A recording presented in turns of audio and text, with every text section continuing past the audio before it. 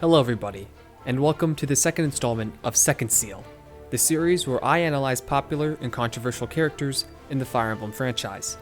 Today, we'll be covering one of my favorite villains in the franchise, the man whose pride became his fall, who had everything and then nothing.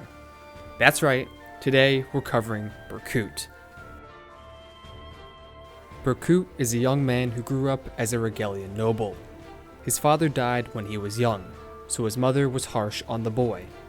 As the only living descendant of Emperor Rudolf, he was expected to become the future Emperor of Rigel. Thus, Berkut grew up in an environment of immense privilege and prestige, believing that he would one day rule all of Valentia.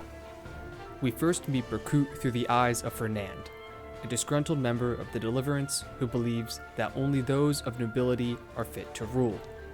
Right off the bat, we see Berkuts Pride. He openly mocks the Deliverance, calling them a disheveled herd of clodhoppers. He sees them as nothing more than sport, peons beneath his status and power. Like Fernand, Berkut is a strict proponent of rigid class hierarchies, claiming one is born either noble or common. This destiny cannot be changed. He is living at the peak of society. When visiting Desai before the siege on Castle Zofia, he sits back and decides to watch the fight as if it were nothing more than a game. I pray this Fellow makes the battle at least halfway entertaining. Berkuts' pride rides on two components, his status and his strength. As long as one of them is superior to the enemy, he feels that victory is assured. Berkut is the ideal model of Rigelian nobility, one who rules through force and prestige. When watching the siege on Zofia Castle, Berkut's remarks reflect the two sides of his pride.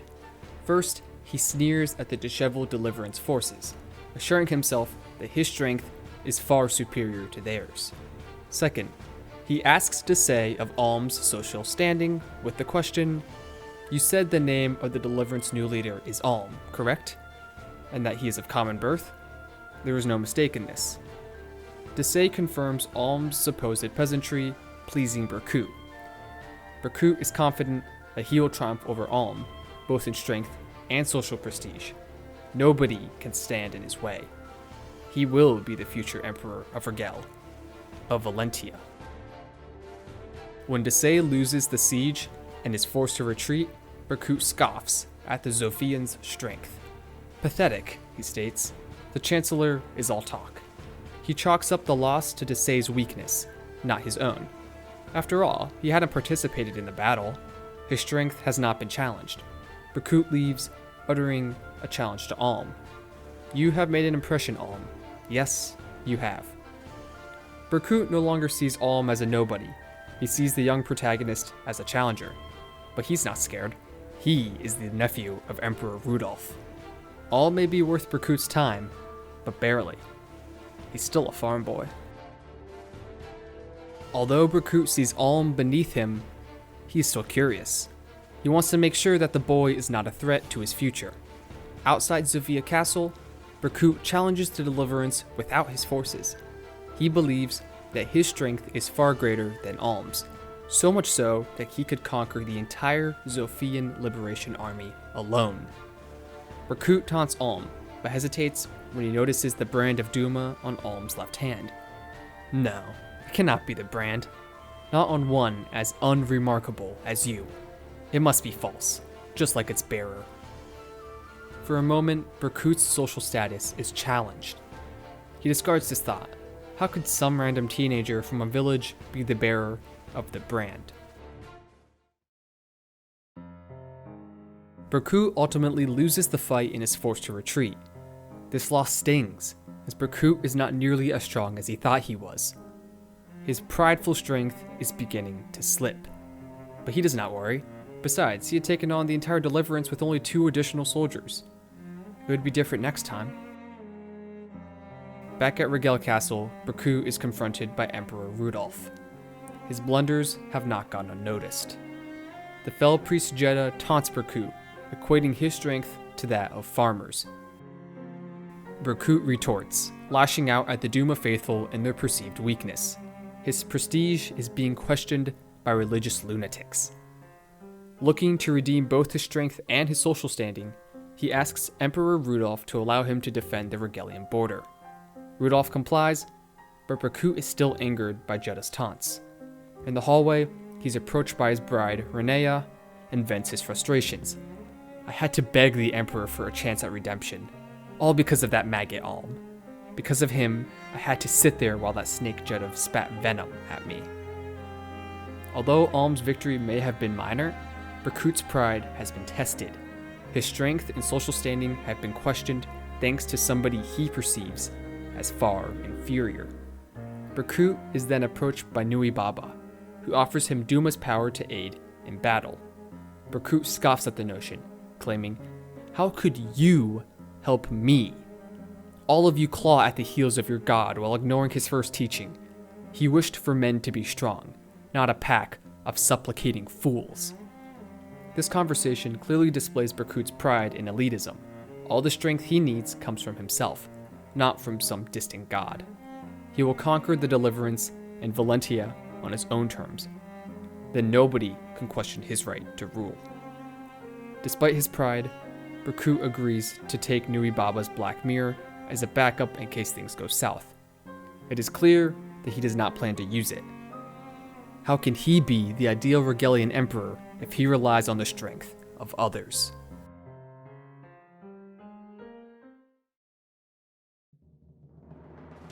Berkut meets the Zophian army at the Rigelian border. Unlike last time, he is not here to play for sport. He is here to redeem himself. His pride depends on it.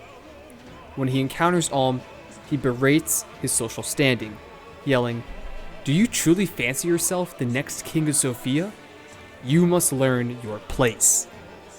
Berkut is uncertain if his strength will be enough, so he falls back on something he's confident in, his social standing. Berkut is ultimately defeated and laments that the fight had to come to this. He removes Nui Baba's mirror and breaks it, witnessing Duma's power. Although it's strong, Berkut is disgusted. He relied on strength outside of his own. He has turned against the Rigelian teachings which raised him. The spell is broken, and Berkut is forced to retreat. He screams, "Damn him! Why? Why can't I beat him? To be humiliated by a commoner, and twice no less." Berkuts' pride has been damaged, and he is no longer confident in his strength. He cries, "From childhood, all that's ever been asked of me is strength. I've been taught that all my life." Berkut cannot live up to the standards his parents have placed on him, the standards he has placed on himself, so he begins to crumble. Renea tries to comfort him, but he lashes out. He is wounded, unable to receive love from the one he trusts most. At his most vulnerable, Duma calls out to Berkut, "You who thirst for power, call to me." Berkut is confused by the voice, but the seeds have been planted. Duma will call again later. Back at Rigel Castle, Emperor Rudolph assigns roles for the defense against the Sophian army. Berkut asks, "Why have you not given me leave to join the front lines? I know I failed you at the border, but all the more reason I beg you for this chance." Rudolph brushes him aside. "My army has no place for the weak." Berkut cries out his famous line. "No, please, have mercy, sire! Your Excellency! Uncle!"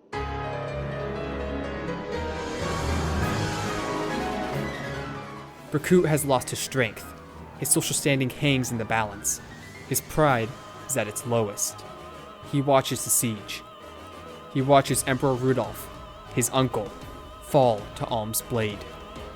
He watches his last shred of hope be torn from his soul and trampled. Alm is Rudolph's son. Alm is the future emperor of Rigel, of Valentia. Berkut has lost his own game. Alm is stronger. Alm is the rightful heir to the throne. All those years of training, of expectation, of work are destroyed.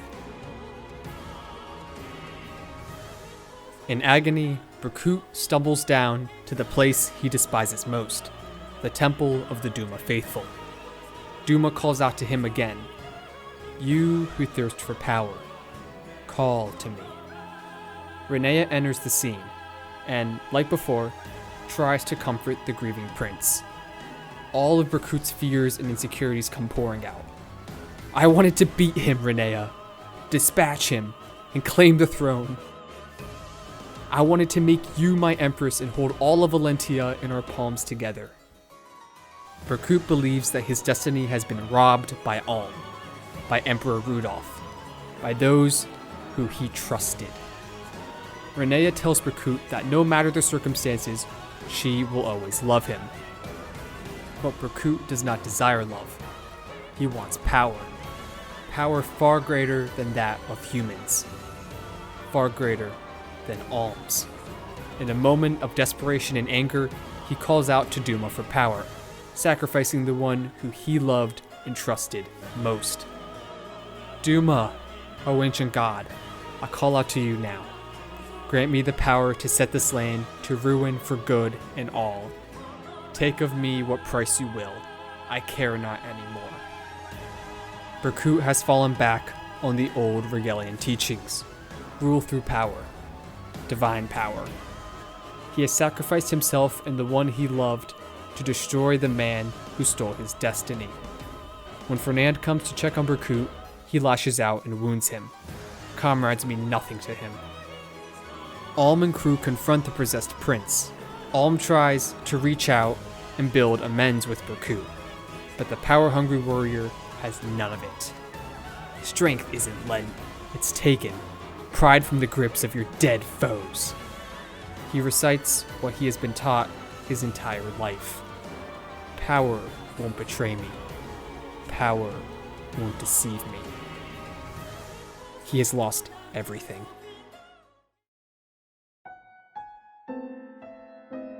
Berkut is defeated. His last moments are ones of clarity. Renea's soul comes back and comforts him. Unlike before, Berkut receives her unconditional love and laments for his actions. "The moment I turned to power beyond myself, the man you loved was dead.